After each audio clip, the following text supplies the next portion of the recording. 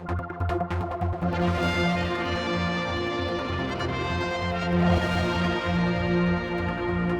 Courtenay Heading joins me in the studio, and we're talking about biomeds, which, although it's some way away again, it's coming fast.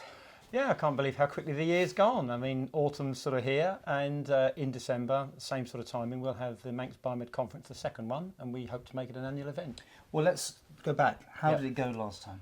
Pretty well. I looked on it as 99 people would have been failure and 100 would have been success, and we got 107 people, delegates here in December last year.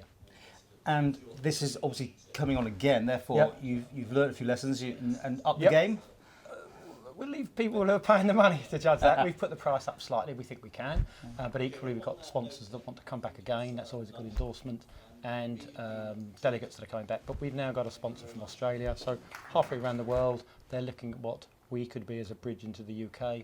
Fits very well with sponsorship. Because people watching this are going, what is it all about the Isle of Man? You know, there's been the cryptocurrency thing as well. There's this, all these clusters and seminars and meetings here. Yeah, we have to try and turn them from clusters and meetings, seminars into real jobs. That's what this is about. So attracting you with investment. The reason data's so hot is we've got 5 data centres here, and those data centres are now working together. I'm chairing a committee that will look at how those 5 can best look at legislation, where there's opportunity internationally and where our legislation might be improved, but where equally the competitors can come together and say, can we grow the pot? We're too small to fight initially, let's grow the pot, get some opportunities, particularly in biomed data, which is huge potentially, but we've got to get our systems all aligned first before we start competing. Well, you're on the government side.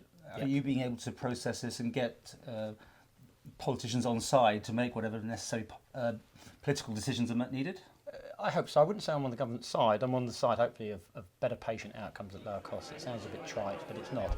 Technology allows us to lower the cost, but if we get increasing levels of humanity and capability to use telemedicine to improve patient outcomes, that's what I'm after. That's what I think we're driving.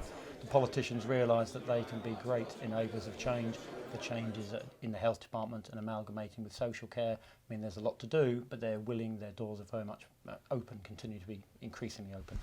Well, I know you've been linking this video to all sorts of places. So, to people who are thinking about coming to this, what would you say?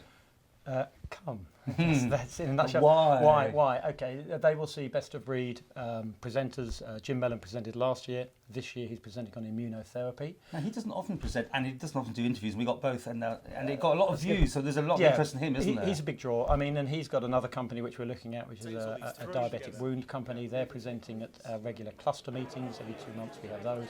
So this is a company that he's has invested in. Looking at where that might be headquartered, looking at how that might be used also on the Isle of Man to improve patient outcomes. So slightly innovative technology, but with scrutiny by ethics committees, by GPs, by wound care and people in the community. How might that be translated to patient benefit? Other people chasing the same sort of business like all these things there. The Isle of Man up there at the front, is it? We've got a dozen companies here that are broadly anonymous, but every week there's something new coming on my desk. I've got a company got over 30 projects on my desk. We now have a scrutiny committee without meeting too often. That scrutiny committee will look at the best 5 or 6 opportunities that I will then work on to deliver jobs and hopefully maybe get some investment for the Isle of Man, but also using some entrepreneurs here that want to get into other areas, starting to have an increasing social conscience of the mum's getting ill, the brother's got cancer. These areas are beginning to be on their desks where they weren't before. So. It's such a vast subject, and obviously everyone wants the latest medicines and live longer and this sort of thing. But these companies make money out of it, don't they? That's why they're in it. Yeah, I mean, some of them are for profit and for public good, and those sort of foundation companies, we're engaged with some of those in the US, and they're starting to look at where is a good place for time zone, where is a good place for data, where there's compliance, transparency, all the bits that the Isle of Man can do well, and we're just lining up behind that.